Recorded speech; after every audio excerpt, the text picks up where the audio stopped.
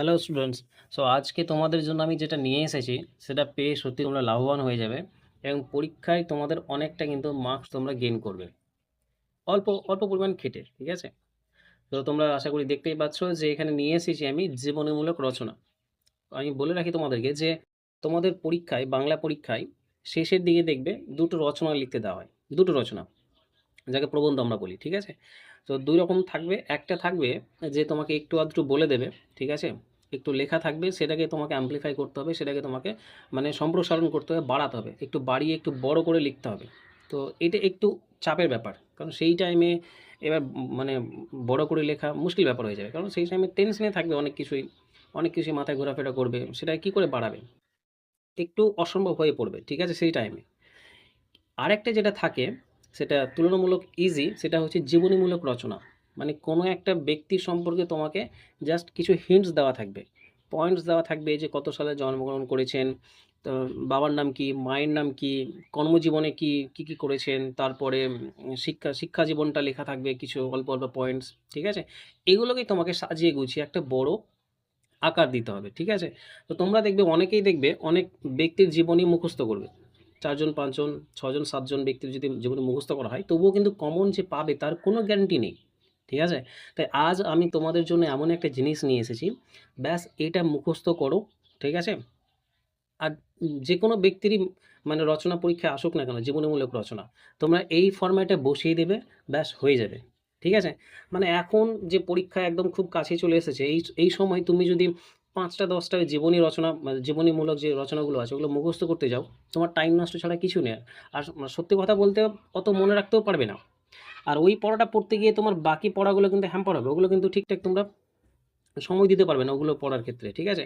তাই আজ আমি তোমাদের জন্য এমন একটা জিনিস নিয়ে এসেছি, তোমরা ব্যাস এটা মুখস্থ করো, তোমাদের কাজ শেষ, ঠিক আছে? পরীক্ষায় যে ১০ নম্বরে তোমাদের প্রবন্ধ থাকে, অনেকটা মার্কস পেয়ে যাবে, ঠিক আছে? যদি খুব নরমভাবে খাতা দেখা হয় তাহলে তো ৯-১০ পেতেই পারো খুব ভালোভাবে লিখলে। আর হার্ডলি মানে খুবই যদি কড়াকড়িভাবে খাতা দেখা হয়, ঠিক আছে? তাহলে ৮ এর নিচে তোমরা পাবেই না, আমি গ্যারান্টি দিয়ে বললাম, ঠিক আছে? ৮ এর নিচে সম্ভবই নয়, ঠিক আছে? তাহলে চলো শুরু করা যাক। দেখো, যেহেতু এখন বড় হয়েছো, ক্লাস 12, এখন কিন্তু একটু আধটু লেখার মধ্যে বিভিন্ন কিন্তু ইম্পর্টেন্ট যে স্টেটমেন্টগুলো থাকে, ইম্পর্টেন্ট যে উক্তিগুলো থাকে, সেগুলো কিন্তু তোমাদেরকে অ্যাড করতে হবে লেখার মধ্যে। তাই প্রথমেই কিন্তু কি করবে, প্রথমেই ব্যক্তির নাম দেবে। দেখো লেখা আছে ব্যক্তির নাম, প্রথমে দিয়ে দেবে। যে ব্যক্তি সম্পর্কে মানে পরীক্ষায় পড়বে সেই ব্যক্তির নাম লিখে দেবে। তোমাদেরকে কিন্তু একটা কাজ করতে হবে, আমি যতদূর দেখলাম যে তোমাদের কিন্তু ব্যক্তির নাম বলে দেওয়া হয় না। সেখানে কি বলে দেওয়া হচ্ছে, সেইখানে তার জন্মের সালটা বলে দেওয়া হচ্ছে, তারিখ বলে দেওয়া হচ্ছে, তারপরে তার বাবার নাম, তার মায়ের নাম। এগুলো দেখে কিন্তু তোমাকে চিনতে হবে যে ব্যক্তিটা আসলে কে, যার ব্যাপারে বলা হচ্ছে তিনি আসলে কে। এটাকে কিন্তু তোমাকে আইডেন্টিফাই করতে হবে, ঠিক আছে? তাহলে তোমাদের প্রথমে কাজ হবে যে বিভিন্ন যেসব ইম্পর্টেন্ট মনীষীরা আছে তাদের ওই জন্মের সালটা এবং তাদের বাবার নাম আর মায়ের নাম, মায়ের নাম না হলে বাবার নামটা অন্তত জেনে রাখবে, ঠিক আছে? যাতে পরীক্ষা হলে তোমরা তাকে চিনতে পারো, ঠিক আছে? তাকে যদি চিনতে না পারো তাহলে হেডিংয়ে কী লিখবে বলো? তাকে তো চিনতে হবে প্রথমে যে মানুষটা কে। তাহলে মানুষটা চেনার জন্য তোমাকে এক কাজ করতে হবে, বিভিন্ন মনীষীর যেমন যেগুলো ইম্পর্টেন্ট তোমরা দেখবে তাদের জন্ম মানে জন্মের সালটা আর তার বাবার নাম জেনে রাখবে। তাহলে তোমাদের ক্ষেত্রে আইডেন্টিফাই করতে সুবিধা হবে, ঠিক আছে? তাহলে আইডেন্টিফাইটুকু তোমাদেরকে কিন্তু করতেই হবে। এটার কিন্তু কোনো অপশন নেই। কারণ আমি দেখলাম যে তোমাদের ডাইরেক্ট নাম লেখা থাকছে না, ঠিক আছে? কিন্তু তোমাদের আশা করি খুব বেশি কঠিন পড়বে না। তোমাদের পরিচিত কোনো মনীষীর নামই দেবে, মানে সম্পর্কেই দেবে আশা করি। তো তোমরা একটু দেখে রাখবে এই বিষয়টা, ঠিক আছে? আর বাকি লেখাটা তো আমি দিচ্ছি, তোমাদেরকে অসুবিধা হবে না, ঠিক আছে? তাহলে প্রথমেই তোমরা কি দেবে, প্রথমেই তোমরা ব্যক্তির নাম দেবে। এখানে বড় বড় করে লিখে দেবে ব্যক্তির নাম যার ব্যাপারে বলা হবে, ঠিক আছে? তারপরে দেখো, তারপরে মাঝ বরাবর কিন্তু লিখতে শুরু করবে এই উক্তিটি, ঠিক আছে? কি লেখা আছে এখানে, যাহার অমর স্থান প্রেমের আসনে, ক্ষতি তার ক্ষতি নয় মৃত্যুর শাসনে, দেশের মাটি থেকে নীলজারে হরি, দেশের হৃদয় তারে রাখিয়াছে ধরি, ঠিক আছে? এইটুকু তোমরা প্রথমে মাঝ বরাবর লিখবে, ঠিক আছে? হেডিং দেওয়ার পরে যদি তোমরা কালি চেঞ্জ করতে পারো তাহলে খুব ভালো হয়, এটাকে অন্য কালিতে লিখবে এই উক্তিগুলোকে, তাহলে দেখতে ভালো লাগবে। আর মাঝ বরাবর রাখবে, ঠিক আছে? তারপরে দেখো শুরু হচ্ছে ভূমিকা। ভূমিকাতে কি বলা হচ্ছে, আমাদের মনের মণিকোঠায় সদা জাগ্রত তথা মননে ও চিন্তনে সর্বোপরি, চলো নেক্সট পেজে যাই, সর্বোপরি জীবনের প্রতিটি পদক্ষেপে যার অবদান বিশ্বে উদ্ভাসিত, সেই মহান আত্মার আবির্ভাব ঘটে দেখো এখানে আমি একটু পেনটা নিয়ে নিই। হ্যাঁ দেখো, সেই মহান আত্মার আবির্ভাব ঘটে ড্যাশ শতকে, মানে এখানে তোমাকে শতকটি মানে লিখতে হবে যে কোন শতকে জন্মগ্রহণ করেছে। শতক কিভাবে তোমরা আইডেন্টিফাই করবে, যে কোন শতক, সালটা দেওয়া থাকবে জন্মের সাল, সেখান থেকে তোমরা শতক দেখে নেবে যে কোন মানে কোন শতক হচ্ছে। আর যদি শতক লিখতে খুব অসুবিধা হয়, যে কোন শতক বুঝতে না পারো, তাহলে এক কাজ করবে, এখানে ডাইরেক্ট সালটি লিখে দেবে যে আবির্ভাব ঘটে ড্যাশ সালে বা ড্যাশ খ্রিস্টাব্দে। ঠিক আছে, এটা এখানে যদি শতক লিখতে পারো তাহলে খুব ভালো হয়, শতকটুকু মানে আইডেন্টিফাই করে যে কোন শতক হচ্ছে। আর যদি না পারো তাহলে এক কাজ করবে, তোমরা লিখে দেবে সেই মহান আত্মার আবির্ভাব ঘটে এত খ্রিস্টাব্দে, ঠিক আছে, বা এত সালে লিখে দেবে। দেখো, কর্মজীবনের নিরলস তপস্যা, আত্মত্যাগ ও চরিত্রের দৃঢ়তায় সদাভাস্বর কালের সাক্ষীস্বরূপ ড্যাশ জগতে, এখানে কি লিখবে, এক মিনিট আমি এগুলো সব মিটিয়ে দিই। দেখো এইখানে সদাভাস্বর কালের সাক্ষীস্বরূপ ড্যাশ জগতে, যিনি বিশেষভাবে উল্লেখ্য, মানে কোন জগতে তিনি বিশেষভাবে পরিচিত। ঠিক আছে, সমাজ সংস্কারের জগতে না শিক্ষা জগতে, কোন জগতে তার অবদান বেশি ছিল। ঠিক আছে, সেটি লিখে দেবে এখানে যে কোন জগতে। ঠিক আছে, মানুষটি সম্পর্কে প্রথমে পড়ে নেবে, তারপরে তোমরা নিজেরাই বুঝতে পারবে যে তার অবদান কোন ক্ষেত্রে বেশি, সেই জায়গাটি এখানে লিখে দেবে, যে সমাজ সংস্কার না শিক্ষা জীবন না অন্য কোনো ক্ষেত্রে, যে যে ক্ষেত্রে সেই ক্ষেত্রের নামটি এখানে লিখে দেবে। ঠিক আছে, তারপর তারপর তোমরা বলবে বা লিখবে, দেখো যে জগতে ড্যাশ জগতে, ধরো সমাজ সংস্কারের জগতে হলো, তাহলে সমাজ সংস্কারের জগতে যিনি বিশেষভাবে উল্লেখ্য তিনি আমাদের প্রাতঃস্মরণীয়, এইখানে কিন্তু নামটি লিখবে সেই ব্যক্তির। ঠিক আছে, তিনি আমাদের প্রাতঃস্মরণীয় বিদ্যাসাগর বা রাজা রামমোহন রায়। ঠিক আছে, লিখে দেবে, যে ব্যক্তি সম্পর্কে বলা হবে লিখে দেবে। দেখো এরপরে কি লিখবে, দেখো বংশ পরিচয়, হেডিং দেবে বংশ পরিচয়, বংশ পরিচয় হেডিং। ঠিক আছে, তার প্রথমেই নাম দিয়ে দেবে, প্রথমেই নাম দিয়ে দেবে, যে ব্যক্তির সম্পর্কে বলা হবে সেই ব্যক্তির নাম দিয়ে দেবে। মহানতার পরিচয় দিয়ে সমগ্র বিশ্ববাসীকে চমকিত করেন। ঠিক আছে, চমকিত করেন।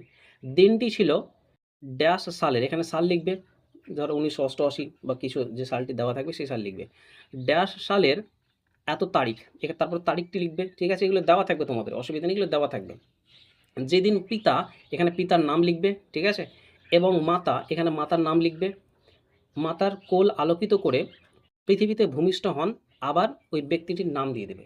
ঠিক আছে, যেহেতু টাইমের খুব অভাব তাই আমি কিন্তু এগুলো খুব বেশি আমি লিখতে পারিনি, তো তোমাদেরকে মুখে বলে দিচ্ছি, তোমরা মনে রাখবে একটু। ঠিক আছে, আর আবারও একবার বলে দিয়ে আমি থামো, তোমরা ভুলে যেতে পারো, আবার একবার। তাহলে এইখানে কি করবে, এইখানে কিন্তু ব্যক্তির নামটি দেবে তোমরা, যার সম্পর্কে বলা হবে তার নাম এখানে দেবে, যে মহানতার পরিচয় দিয়ে সমগ্র বিশ্ববাসীকে চমকিত করেন।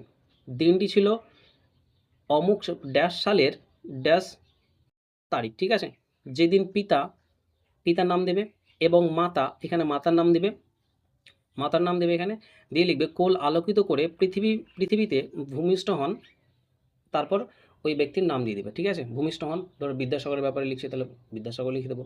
ঠিক আছে, চলো নেক্সট পেজে যাই। তোমরা এক কাজ করবে, তোমরা যে কোনো একজনের ব্যাপারে লেখার চেষ্টা করবে। ঠিক আছে, প্রথমে আমি এক কাজ করব, যদি হয় তাহলে আমি লাস্টে তোমাদেরকে এক কাজ করবো, আমি হোয়াটসঅ্যাপ নাম্বারটা দিয়ে দেবো। ঠিক আছে, তোমরা একবার লিখে সেটা আমাকে পাঠাতে পারো হোয়াটসঅ্যাপে, আমি চেক করে দেবো যে আদৌ হচ্ছে কি না। ঠিক আছে, চলো নেক্সট পেজে যাই। দেখো এবার আসছে শিক্ষা জীবন, শিক্ষা জীবন আসছে এবার। ঠিক আছে, হেডিং দেবে শিক্ষা জীবন। দেখো কি লিখবে, নিজের অসীম জ্ঞানের ভাণ্ডারের প্রদীপ শিক্ষার আলোকে নিজেকে বাল্যকাল থেকেই উদ্ভাসিত করেন, আবার কে করেন সেই ব্যক্তির নাম দিয়ে দেবে এখানে। ঠিক আছে, সেই ব্যক্তির নাম দিয়ে দেবে। এরপরে দেখো, এরপরে প্রশ্নে কিন্তু লেখা থাকবে যে কোন মানে কোথা থেকে ম্যাট্রিকুলেশন পাস করেছেন, গ্র্যাজুয়েশন কোথা থেকে করেছেন, বা কোথায় কোথায় শিক্ষা লাভ করেছেন, সেই জিনিসগুলো কিন্তু তোমাদের পয়েন্টসে কিন্তু লেখা থাকবে। এরপরে কি করবে, এই লাইনটা লেখার পরেই তোমরা কিন্তু সেগুলো অ্যাড করবে, যে কোথায় মানে কোন স্কুলে কোন মানে শিক্ষা গ্রহণ করেছেন, কোথায় মাধ্যমিক দিয়েছেন, কোথায় গ্র্যাজুয়েশন পাস করেছেন। ঠিক আছে, তার যে শিক্ষা জীবন সেটা, সেটা যেটা লেখা থাকবে পয়েন্টস, এটা কিন্তু এখানে লিখে দেবে তোমরা। ঠিক আছে, তাই আমি এখানে লিখে দিয়েছি, প্রশ্নে যা থাকবে, প্রশ্নে যা থাকবে ওগুলো লিখে দেবে। ঠিক আছে, তারপরে শুরু করবে আবার এইভাবে নবচেতনায় জাগরিত, জাগরিত এটা হবে। ঠিক আছে, হ্যাঁ এটা একটু স্পেলিং মিস্টেক আছে, আমি ঠিক করে দেবো এটা। নবচেতনায় জাগরিত করেন নিজ মানবাত্মাকে এবং আবিষ্কার করেন নিজ সুপ্ত প্রতিভাকে। ঠিক আছে, তাহলে শিক্ষা জীবনটা হলো। এবার এবার দেখো, এবার কর্মজীবন, কর্মজীবন হেডিং দেবে, আর মাঝ বরাবর এই উক্তিটি লিখবে তোমরা, এসো বন্ধু এসবীর শক্তি দাও চিত্তে, জগতের কল্যাণে কর্ম করি লাঞ্ছনা সহিতে। ঠিক আছে, এই যে উক্তি আছে এই উক্তিটি মাঝ বরাবর তোমরা রাখবে।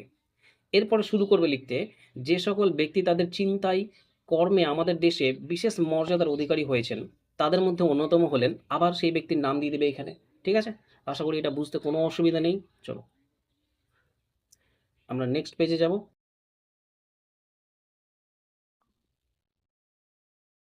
দেখো সেই কর্মজীবনই চলছে কিন্তু, হ্যাঁ দেখো লেখা আছে, অর্থের গুরুত্বকে প্রাধান্য না দিয়ে নিজ সুখ স্বাচ্ছন্দ্যকে তোয়াক্কা না করে ড্যাশ এর কল্যাণে। ঠিক আছে, এবার আমি আমি যে একটু আগে বলেছিলাম তোমাদেরকে যে ওই মহান ব্যক্তির যে ক্ষেত্রে অবদান থাকবে সেই মানে সেটা কিন্তু তোমাদেরকে মানে আইডেন্টিফাই করতে হবে যে কোন ক্ষেত্রে অবদান, সমাজ সংস্কারের ক্ষেত্রে অবদান, না শিক্ষা জীবনের মানে শিক্ষা ক্ষেত্রে অবদান, কোন ফিল্ডে তিনি বিশেষ কাজ করেছেন সেটা লিখতে হবে কিন্তু। ঠিক আছে, তাহলে দেখো, সুখ স্বাচ্ছন্দ্যকে তোয়াক্কা না করে ড্যাশের কল্যাণে, ধরো সমাজের কল্যাণে, এখানে বলে দিলাম সমাজের কল্যাণে, সমাজের কল্যাণে নিজেকে নিয়োজিত করেন। দেখো এরপরে দেখো আমি লম্বা একটা ফাঁকা জায়গা রেখেছি, লম্বা। এরপরে কি করবে, এরপরে তোমরা দেখবে যে তোমাদের হিন্টসে কী কী দেওয়া আছে, মানে সূত্রতে পরীক্ষায় যে দেওয়া থাকবে তোমাদের একটু একটু একটু হিন্টস যেগুলো দেওয়া থাকবে কর্মজীবনের, সেগুলো কিন্তু তোমরা লিখে দেবে, কারণ এক একজন এক এক রকম কর্ম করেছেন, সেটা তো আমি লিখতে পারি না, তাই না? এবার ওই পয়েন্টসে যেটা থাকবে সেটা তোমরা কিন্তু এখানে একটু লিখে দেবে, তাই আমি এটা লম্বা ফাঁকা রেখেছি, যে যার যেরকম কর্ম যেটা পরীক্ষায় দেওয়া থাকবে কোশ্চেনে, সেটা কিন্তু তোমরা তোমরা এখানে লিখে দেবে। ঠিক আছে, তাই বড় আমি ফাঁকা রেখেছি। চলো এবার নেক্সট লাইন পড়বো, ওটা লেখার পরে তোমরা কি লিখবে আবার, যে জীবনের প্রতিটি পদক্ষেপে তার এই অক্লান্ত পরিশ্রমের মূল্যায়ন শ্রদ্ধার সঙ্গে স্মরণীয়। ঠিক আছে, তাহলে হয়ে গেল। এবার দেখো, এবার তোমরা হেডিং দেবে অন্যান্য কৃতিত্ব, অন্যান্য কৃতিত্ব। কি লিখবে দেখো, যে কোনো মহামানব বা মহাপুরুষের প্রতিভার বিকাশ, জাগরণ, ধারণা সব কিছুই আমাদের কাছে মহামূল্যবান। সত্যি এটা। দেখো বাস্তব জীবনে, তারপর দেখো এখানে কি লিখবে, এখানে সেই ব্যক্তির নাম লিখবে। বাস্তব জীবনে ধরো বিদ্যাসাগর, বাস্তব জীবনে বিদ্যাসাগরের কীর্তি সুমহান, তিনি তার বিশেষ প্রতিভার বিকাশ ঘটিয়েছেন ড্যাশের ক্ষেত্রে। ওই যে বললাম যে তিনি যে ক্ষেত্রে বিশেষ অবদান রেখেছেন, সেই সেই জায়গাটি কিন্তু তোমাদেরকে আইডেন্টিফাই করতে হবে যে কোন ক্ষেত্রে, সমাজের ক্ষেত্রে বেশি অবদান রেখেছেন, শিক্ষা জীবনের ক্ষেত্রে বেশি অবদান রেখেছেন, নারী শিক্ষার ক্ষেত্রে বেশি অবদান অবদান রেখেছেন, না কোন ক্ষেত্রে, কোনো একটি মানে বিষয় ওখানে লেখা থাকবেই দেখবে। ঠিক আছে, তোমাদেরকে এটা কিন্তু ধরতে হবে। ঠিক আছে, আর যদি না পারো, আমি বলছি যদি কোনো কিছুই যদি না পারো খুঁজে, তাহলে সমাজটাকে লিখে দেবে। ঠিক আছে, যে সমাজের ক্ষেত্রে বা সমাজ কল্যাণে। ঠিক আছে, কারণ বিভিন্ন মনীষীর বিভিন্ন মানে যে কোনো মনীষী কিন্তু সমাজের উপর গুরুত্বপূর্ণ প্রভাব কিন্তু ফেলেছেন, যে কোনো মনীষী। ঠিক আছে, তাই তোমরা যদি আইডেন্টিফাই না করতে পারো যে কোন ক্ষেত্রে বিশেষ অবদান রেখেছেন, তোমরা যেমন এখানে তোমরা লিখে দিতে পারো যে তিনি তার বিশেষ প্রতিভার বিকাশ ঘটিয়েছেন সমাজের কল্যাণের ক্ষেত্রে বা সমাজের ক্ষেত্রে বা সামাজিক সংস্কারের ক্ষেত্রে। ঠিক আছে, সামাজিক সংস্কার লিখে দেবে। ঠিক আছে, অসুবিধা নেই। চলো এবার নেক্সটে যাব আমরা। আচ্ছা তোমরা কিন্তু মানে ভুল করে এটা লিখো না কিন্তু, হ্যাঁ আমি বলে দিচ্ছি আরও একবার। তিনি তার বিশেষ প্রতিভার বিকাশ ঘটিয়েছেন সমাজের ক্ষেত্রে, সমাজের ক্ষেত্রে বললে হবে না কিন্তু, মানে আমি সমাজটা বললাম ঠিক আছে, কিন্তু মানে এবার এখানে যেটা মানানসই সেটা তো লিখতে হবে, সমাজের ক্ষেত্রে বললে হবে না। তাহলে সামাজিক সংস্কারের ক্ষেত্রে বা সামাজিক কল্যাণের ক্ষেত্রে বা সমাজের কল্যাণের ক্ষেত্রে এরকম লিখতে হবে। ঠিক আছে, সমাজের ক্ষেত্রে শুধু তো বললে হবে না। ঠিক আছে, চলো নেক্সট পেজে যাই।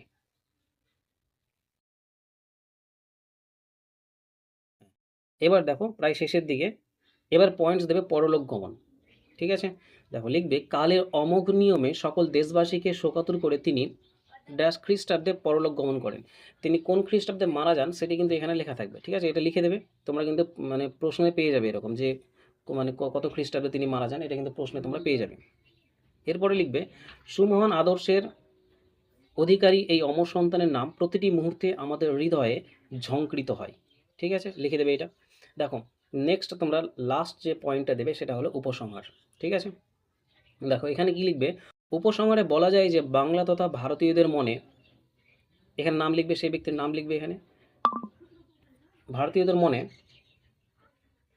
এক চিরস্মরণীয়, ধরো বিদ্যাসাগর লিখলাম, বিদ্যাসাগর এক চিরস্মরণীয় দিয়েছেন, তার নাম আজও অত্যন্ত শ্রদ্ধার সঙ্গে স্মরণ করা হয়, তাই তিনি সমকালের হয়েও চিরকালের।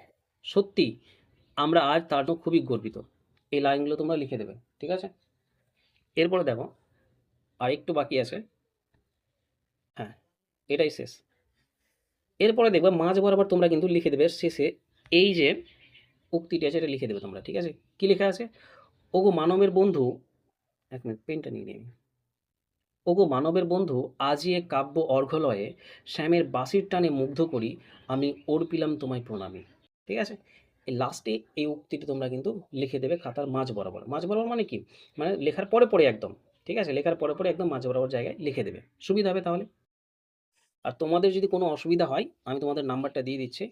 হ্যাঁ? তোমরা ওই নাম্বারে আমাকে WhatsApp এ একটা যেকোনো ব্যক্তির মানে যেকোনো মনীষীর ব্যাপারে লিখে তোমরা আমাকে দেখাতে পারো। আমি মানে বলে দিতে পারবো তোমাদেরকে যে বা দেখিয়ে দিতে পারবো যে তোমরা ঠিকঠাক করেছো কিনা। ঠিক আছে? আমার নাম্বারটা তোমরা লিখতে পারো। লেখো WhatsApp নাম্বার হচ্ছে আমার 8145337682। ঠিক আছে? এখানে লেখা হচ্ছে কিনা দেখি। হ্যাঁ, 8145337682 লাস্টে। ঠিক আছে? এটাই আমার WhatsApp নাম্বার। তোমরা এক কাজ করবে, তোমাদের মানে এই ফরম্যাটটি যদি লিখতে তোমাদের অসুবিধা হয়, তোমরা যেকোনো একজন মনীষী সম্পর্কে লিখে আমাকে পাঠাবে। আমি দেখিয়ে দেবো তোমাদের, অসুবিধা নেই। ঠিক আছে? WhatsApp এ পাঠাবে আমাকে, আমি তোমাদেরকে দেখিয়ে দেবো। সো এই হলো তোমাদের রচনার টেনশন মানে মুক্ত। ঠিক আছে? এবার তোমাদের রচনার টেনশন নেওয়ার কোনো মানে ঝামেলা নেই। মানে অনেকে চিন্তায় থাকে। সত্যি চিন্তারই বিষয়। কারণ কত মুখস্থ করে বলো? যখন অপশন আছে যে একটা ভালো জিনিস করার, তখন কেন তোমরা সুবিধা নেবে না? অনেকেই দেখবে যে ১০টা ১৫টা মুখস্থ করবে, সারা দিন-রাত এর পেছনেই পার করবে। তোমরা বলো বাংলার সিলেবাস কত বড় বলো? সেখানে সাহিত্য সংস্কৃতি, বাংলা সাহিত্য সংস্কৃতির ইতিহাস আছে। সেখানে আবার সেই কোনো একটা নাটক আছে। তারপরে এই রচনা কত পড়বে? মানে বাংলায় দেখতে গেলে ৩ টে সাবজেক্ট। একা বাংলায় ৩ টে সাবজেক্ট কিন্তু। হ্যাঁ, হ্যাঁ, তো কত করবে? তাই রচনার পেছনে বেকার অযথা বেশি টাইম না দিয়ে তোমরা কিন্তু অন্যান্য ক্ষেত্রে টাইমগুলো দাও, তোমাদের কাজে লাগবে। আর রচনা যাই আসুক না কেন, তোমরা না ভালো নাম্বার একটা পেয়ে যাবে যদি এই ফরম্যাটটি মুখস্থ করো। ঠিক আছে? সো যদি ভালো লাগে অবশ্যই কিন্তু একটা কমেন্ট করে জানাবে। আমারও ভালো লাগবে। লাইকটা অবশ্যই করবে তোমরা, জানি। আর আরেকটা কথা যে হ্যাঁ, অনেকে আমার ভিডিও দেখছে কিন্তু সাবস্ক্রাইব কেউ করে না। হ্যাঁ? আমি বলিও না কখনো যে সাবস্ক্রাইব করো, কিন্তু একটা উচিত কিন্তু। ঠিক আছে? আচ্ছা, আমি তোমাদেরকে আরেকটি কথা বলে রাখি, এরকম বাংলার মতো আমি ইতিহাসেরও একটি গঠন তৈরি করেছিলাম। ঠিক আছে? সেটা YouTube এ আপলোড করা আছে। যদি তোমরা না দেখে থাকো অবশ্যই দেখবে। আমি ডেসক্রিপশন বক্সে লিঙ্কটা দিয়ে দেবো। ঠিক আছে?